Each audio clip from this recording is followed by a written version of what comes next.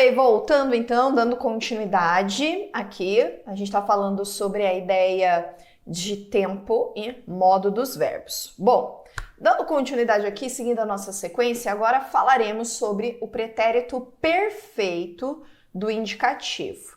Pretérito perfeito do indicativo. Deixa eu abrir aqui para você conseguir enxergar comigo. Vamos pegar a caneta vermelha, olha lá. Os mesmos verbos, né? Então a terminação aqui mudou. Eu levantei, eu bebi, eu caí. Tu levantaste, tu bebeste, tu caíste. Ele levantou, ele bebeu, ele caiu. Então a gente consegue perceber, só a desinência ali já nos traz essa ideia de que a ação já aconteceu, que ela está no pretérito, ou seja, que essa ação está no passado. A gente já consegue entender e perceber isso aqui. Agora, qual é o bizu para conjugar o pretérito perfeito do indicativo? Se no presente a gente usa o hoje, no pretérito a gente usa o ontem. Olha aqui, ó. A gente usa o ontem. Ontem eu levantei, ontem eu bebi, ontem eu caí. Exemplo, ó, ontem levantei, ontem ele bebeu, ontem eles caíram. Então eu posso colocar aqui, vamos pegar outro verbo que não está colocado aqui, o verbo falar. Ontem eu falei, por exemplo. Então, quando nós utilizamos, anota lá em cima, o nosso advérbio de tempo, o ontem, nós nos obrigamos a colocar esse verbo no pretérito perfeito. Então, o ontem traz pra gente a ação, a ideia de uma ação que já está concluída no passado, por isso que é pretérito perfeito, a gente já vai falar sobre valor semântico, mas para saber conjugar, a gente faz uso desse advérbio do ontem. Então, no presente eu uso hoje, no pretérito perfeito eu uso o ontem. Ontem eu falei, ontem ele falou, ontem nós falamos, ontem eu dormi, ontem ele dormiu, ontem nós dormimos. Vamos pegar um verbo mais difícil, que é o verbo, o verbo estar, né? Ontem eu estou, ontem eu estava, ontem eu estaria. Opa, professora, agora já ficou mais difícil. Por qual razão? Justamente porque nós estamos diante de um verbo irregular. Verbos irregulares podem apresentar uma construção um pouco diferente com relação às suas estruturas. Eu posso ter com o verbo estar no eu, por exemplo, ontem eu estive, ontem eu estava, ontem não dá mais, né? Tô pensando agora já no hoje. Hoje eu estou. Então você percebe que a desinência ali do verbo ela modifica amplamente as construções das estruturas. O verbo ser, o verbo estar, o verbo pôr, até o verbo ter. Nós temos vários verbos em que não haverá vamos dizer aqui, ó, essa construção, essa formalidade aqui, essa regularidade na sua estrutura. Então não adianta pensar que vai servir para tudo. Não, vai ter momentos que você vai ter que dar uma pensadinha, assim. O bizu, ele nos ajuda e muito com os verbos regulares. Verbos irregulares, ser, estar. O verbo ser, então, apresenta muitas possibilidades. Eu sou, eu fui, eu era, tá vendo? Até o radical sofre alteração. Então, eu não posso pensar que vai ser tudo bonitinho, tudo rosa. Não.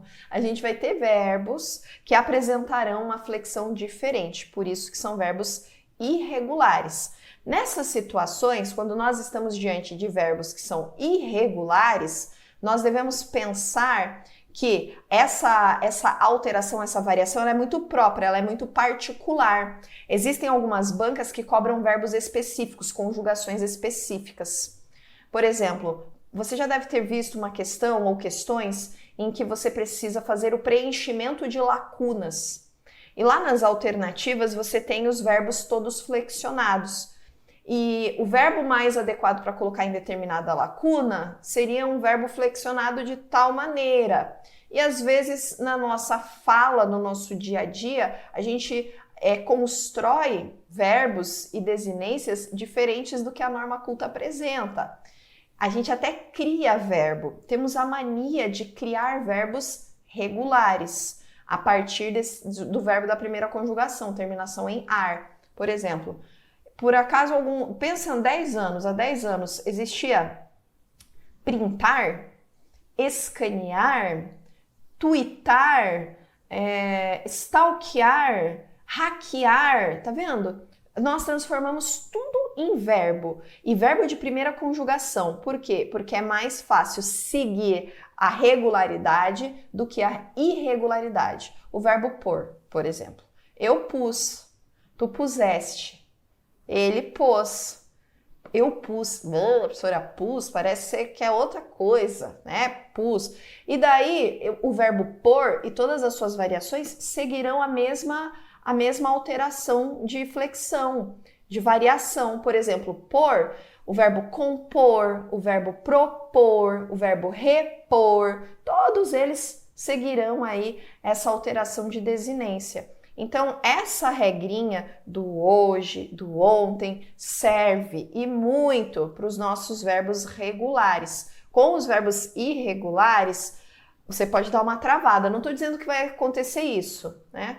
Que você vai travar sempre. Não, pode ser que dê uma travada. Por qual razão? Porque eles não seguem essa regularidade, tá? Por isso que eu coloquei aqui só verbos regulares para você guardar bem essa informação. Então, ontem eu levantei, ontem ele levantou, ontem eu falei, ontem nós encontramos, ontem eu cantei, ontem nós cantamos, ele cantou. Então a gente consegue conjugar fazendo uso deste termo, desse ontem. Claro que não resolve todos os problemas, como eu falei, mas ajuda e muito. Ok, qual é, volta para cá, qual é então o valor semântico do nosso pretérito perfeito? Volta para cá. Qual que é a ideia que ele traz?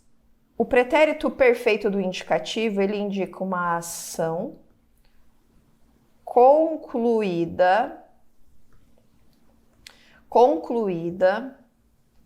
no passado. É uma ação acabada. Ela não se repetiu.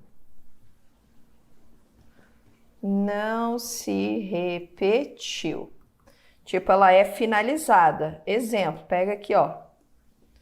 João estudou verbos ontem.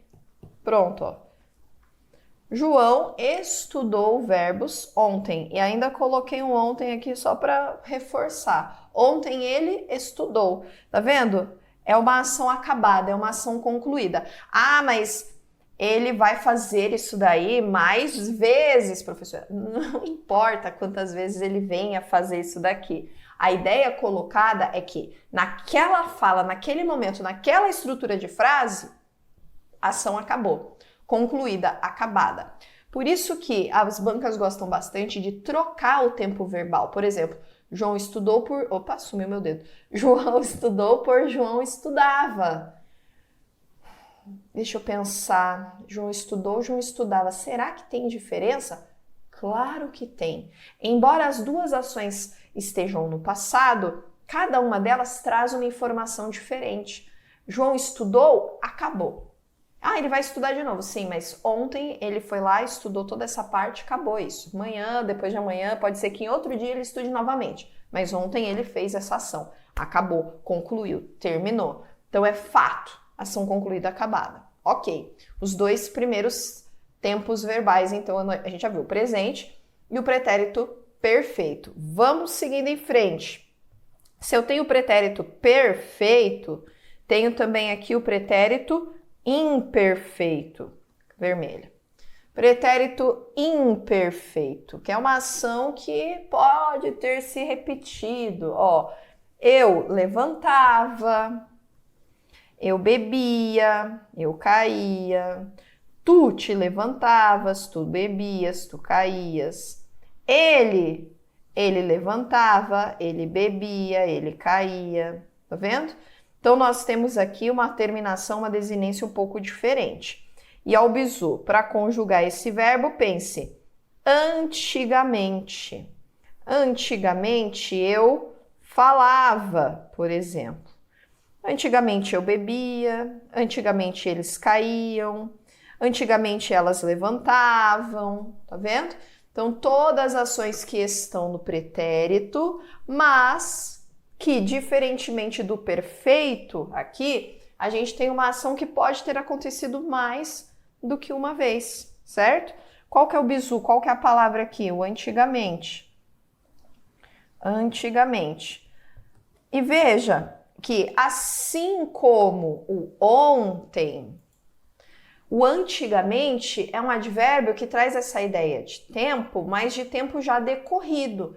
O ontem, tempo decorrido, já no pretérito, traz essa ideia. O antigamente também, tempo decorrido, já no pretérito, traz essa ideia. Percebeu? Por qual razão? Porque a gente vai ter pretérito tanto no perfeito quanto no imperfeito. Mas como é que eu vou saber a diferença entre eles? Eu uso ontem eu falei. Antigamente eu falava. Então a gente percebe que com essas estruturas a gente conjuga o verbo de modo diferente. Qual é a ideia? Volta para cá, ó. Qual é a ideia apresentada pelo pretérito imperfeito? O pretérito imperfeito, ele vai trazer para a gente uma ação no passado, né? Ação no passado que pode ter ocorrido mais de uma vez. Em outros comandos de questão, a gente pode encontrar a seguinte afirmação: é uma ação que foi repetitiva no passado. Quer dizer, alguma coisa que pode ter acontecido mais do que uma vez. Por exemplo, ó, João comprava pão perto de sua casa. João comprava pão perto de sua casa. Ó, o comprava, terminação em vá, ele comprava, tá aqui, ó, terminação em vá, levantava, tá vendo? É a mesma desinência. Então, eu tenho aqui uma ação que ocorre no passado, mas que pode ter acontecido mais do que uma vez. Concorda? João comprava, se eu falo isso para você, ó, João comprava pão perto de sua casa. Você vai pensar o quê? Que ele deve ter feito isso mais do que uma vez, que ele poderia fazer isso todos os dias. Antes de tomar o café, ele ia lá e comprava o pão. Todos os dias ele pode ter feito isso. Ele pode ter feito isso 10 vezes, ele pode ter feito isso 15 vezes, ele pode ter feito isso 2 vezes, não importa. Mas é uma ação que a gente não pode dizer que ela é concluída, que ela é acabada no passado, que aconteceu uma vez. Diferente de João comprou pão perto da sua casa. Eu estou falando de uma ação, de um fato específico. João comprava pão perto de sua casa, eu estou trazendo a ideia que essa ação pode ter acontecido mais do que uma vez. Percebeu o peso semântico aqui? É muito comum que a banca troque o pretérito perfeito pelo imperfeito, que é esse daqui, e pergunte a você se o sentido permanece. A correção gramatical, ok, pode até permanecer, mas o sentido se altera, a gente percebe. Uma ação que foi factual, terminada, concluída, se transformou em uma ação no passado que pode ter acontecido mais do que uma vez. Então, caiu uma questão CESP, assim, em que tratava eu acho que era sobre os escravos, das pessoas que eram feitas escravas naquela época. Então, a ideia era de que aquilo era uma frequência, sabe? Eles eram escravizados com frequência, escravizava E aí trocou-se, por exemplo, por escravizou. Opa, tá certo gramaticalmente? Tá, mas a ideia é de que isso aconteceu mais do que uma vez. Portanto, a utilização mais adequada não é o pretérito perfeito, é o imperfeito para trazer esse valor semântico. Então foi uma questão CESP. O cara olhava, fazia a leitura e falava, não, mas tá certo. E preste atenção, gramaticalmente vai estar certo. A gente está falando de aspecto semântico, do valor semântico desses elementos, desses termos. E muitas vezes a gente fica só querendo conjugar o verbo e esquece que por trás da conjugação existe um aspecto semântico, tá? Fechou aqui? O pretérito, segundo tipo de pretérito. Então já falamos sobre presente, pretérito perfeito e imperfeito. Temos um terceiro tipo de pretérito. Brasil, que é muito utilizado por Machado de Assis. Na literatura a gente encontra com frequência, que é o nosso pretérito mais que perfeito do indicativo. Olha o nome desse cara, mais que perfeito. Por que ele é mais que perfeito? Porque ele vem antes do perfeito, ele vem primeiro. Primeiro, antes do perfeito. Você já vai entender por quê. Ele apresenta uma desinência que você não pode confundir. Ela é muito clara. Eu levantara, tu levantaras, ele levantara, nós levantáramos, vós levantareis, eles levantaram. Eu bebera, eu caíra. Ele bebera, ele caíra, eles beberam, eles caíram. Então perceba, qual que é a nossa... Tá vendo que não tem um bizu aqui, né? Porque o bizu é a própria conjugação, ó. Olha aqui. Aqui eu tenho antigamente, aqui eu tenho ontem, aqui eu tenho hoje, né? Agora, para o mais que perfeito, a gente não tem nenhum advérbio. Por qual razão? Simplesmente porque você vai lembrar da terminação do ra. Falara, fizera, encontrara, bebera, dormira, lera, fora, tudo que ra, essa terminação em ra é a terminação do pretérito mais que perfeito. Mas, pelo amor de Deus, toma cuidado. Por quê? Porque eu falei ra. Eu não falei irá aberto assim. Por qual razão? Por exemplo, vou colocar aqui o verbo, ó, nesse cantinho aqui, ó. Falara é uma coisa. Falará é outra, tá? Então, cuidado aqui. Porque senão, menino, eu já vi um menino que olhou pra mim e falou, mas olha, a terminação em irá, professora. E eu fui olhar assim, era um negocinho, ele falará, encontrará. Falava, ai, Jesus, ele não entendeu. Então é o irá sem o acento, porque senão eu vou estar transformando em futuro, né? E não é. A ideia aqui é o pretérito mais que perfeito. É esse falará. Tá, entendi a desinência, bem tranquilo, mas existe um valor semântico para ele agregado? Claro que existe, deixa eu abrir aqui. Este é o valor semântico mais doido do planeta, mas existe, cai bastante questão, hein? Qual é o valor semântico? Vamos lá. O nosso verbo no futuro, já tô mudando, né? No pretérito mais que perfeito, vai nos dizer que é uma ação antes de outra ação também no passado.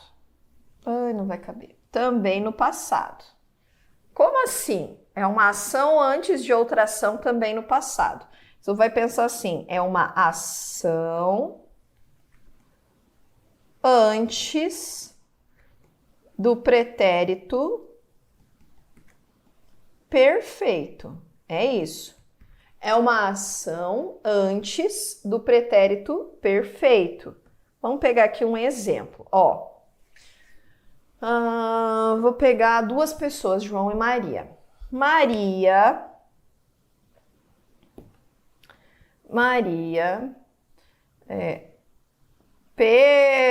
perguntou se João estudara muito. Maria perguntou se João estudara muito. Ó, veja aqui. O estudara e o perguntou. Veja que o perguntou eu posso colocar o ontem. Ontem Maria perguntou, certo?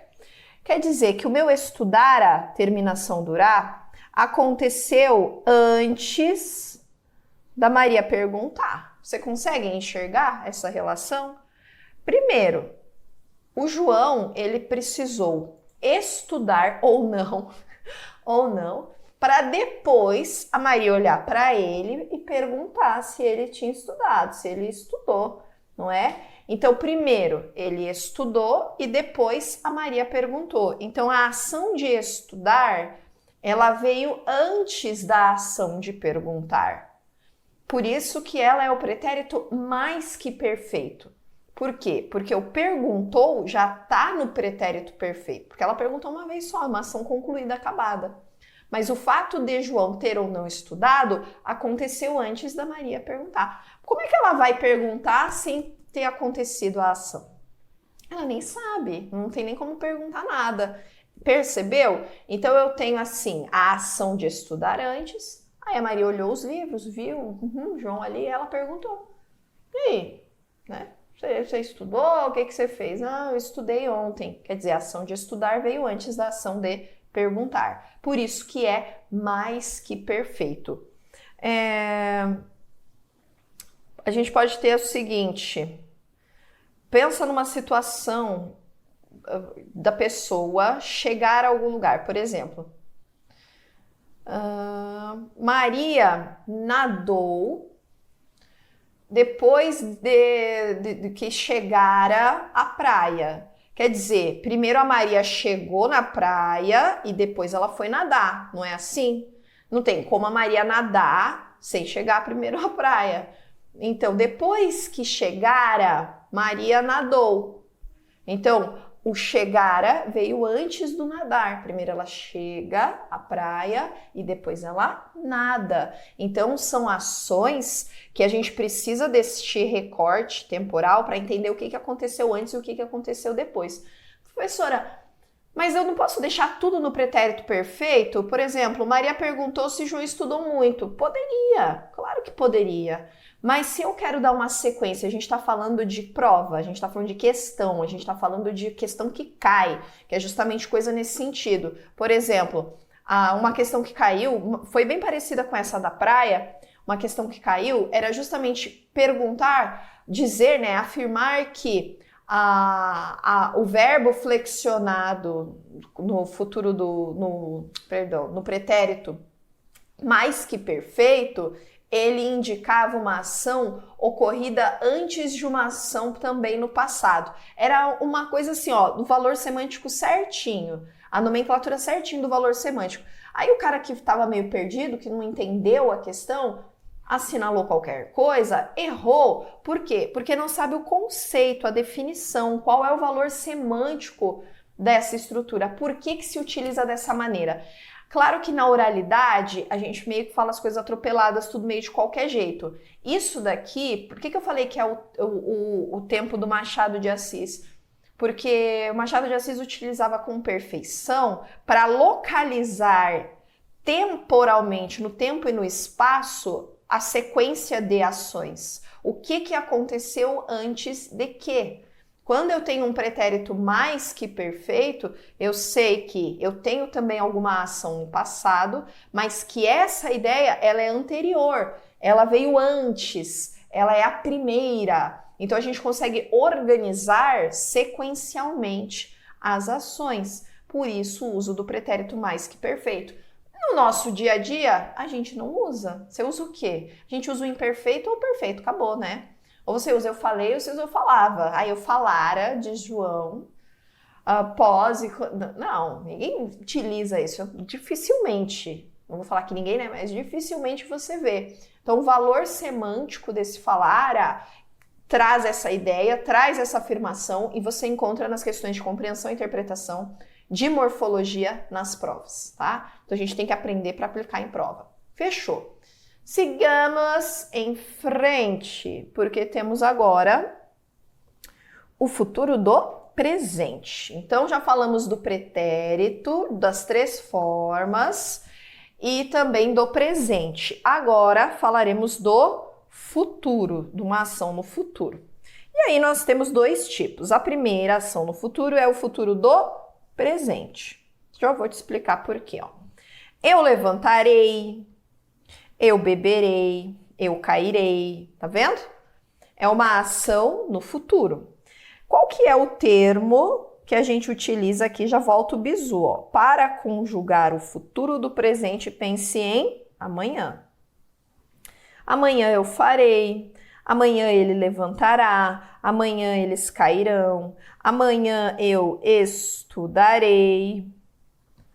Amanhã, oita que eu risquei o D, que louca! Amanhã eu estudarei. Amanhã não, vamos colocar o ele, vamos colocar nós. Amanhã nós cantaremos. Então, quando eu uso o amanhã, coloque ele lá. Eu faço novamente um recorte temporal, mas é um advérbio de tempo que envolve a ideia de futuro, de olhar para frente. Então é fácil, né? Por que é que ele se chama futuro do presente, professora? Qual que é o valor semântico atrelado a ele? Por que futuro do presente? Por quê? Porque é uma ação certa para o futuro no momento da fala. É uma ação certa para o futuro no momento da fala. Por isso que ele é futuro do quê, ó? Do presente. Então, é como se eu estivesse afirmando algo que é certo no futuro. Mas essa afirmação é com base no meu presente.